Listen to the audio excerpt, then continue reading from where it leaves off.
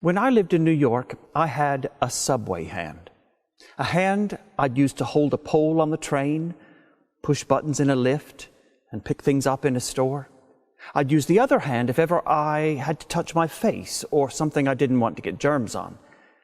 But as meticulous as I was with hygiene then, it's nothing compared to how things are now.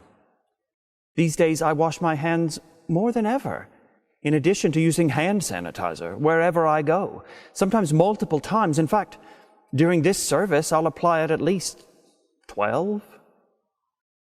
In part, we have Ignaz Semmelweis to thank for our modern concern with the cleanliness of our hands. This 19th century obstetrician worked in one of Vienna's most disreputable maternity wards. In some months, as many as a third of childbirthing women died. Semmelweis wanted to know why. Semmelweis discovered that medical students were routinely jumping from performing autopsies in the mortuary to the birthing room without cleaning their hands. So he implemented a program of hygiene in between examinations and treatments. And when he got doctors to wash their hands in a chlorine lime solution, mortality rates plummeted. Now, Semmelweis didn't know anything about microorganisms. Before the 1800s, people often attributed illnesses to unbalanced humors and bad air. While Semmelweis couldn't explain why his program had gotten results, he had correctly identified a correlation between hygiene and the spread of puerperal fever. Semmelweis's life-altering regimen of hand-washing proved the world hadn't got it right about contagion and contamination. In today's gospel, Jesus talks about exposing erroneous views. He says, a spirit will come to prove the world wrong. Wrong about sin and righteousness and judgment. The advocate sent by God will show the world that many things it has previously thought and purported to be accurate are not right. It will challenge convention and be an enemy of establishment. The Spirit of God will disturb and unsettle. One might have thought the world would have hailed Semmelweis as a hero. His hand-washing scheme saved many lives. But Semmelweis's medical colleagues, they didn't see it that way.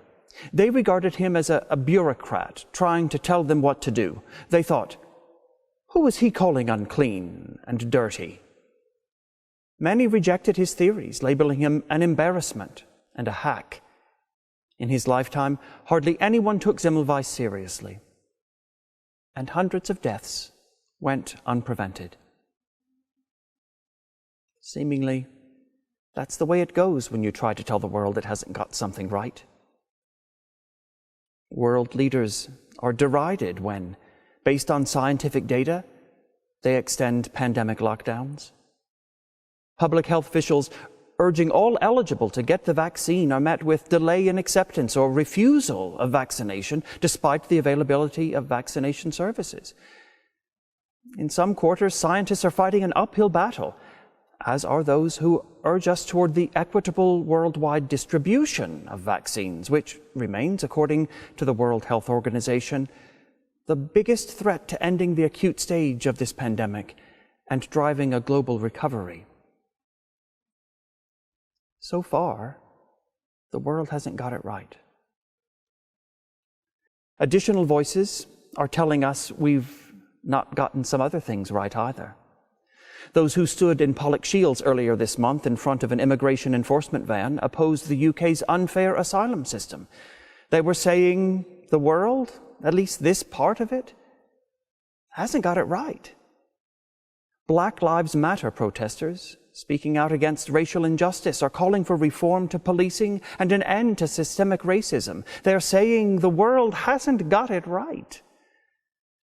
Climate activists are telling us that we must radically change the way we live to save this planet. They are questioning our routines and norms because the world hasn't got it right. We must change. If we're looking for God, perhaps we should look where there is disruption. Jesus tells the disciples, the advocate is at work in this world to upset it, to shake it up. The Spirit exposes the error of this world's view.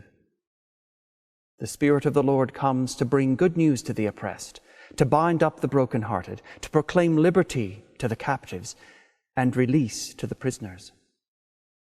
God turns up to disturb the systems of oppression and injustice, destruction and danger. This Pentecost, flames of fire are appearing. God's Spirit is speaking. It's saying, the world hasn't got it right. Not yet.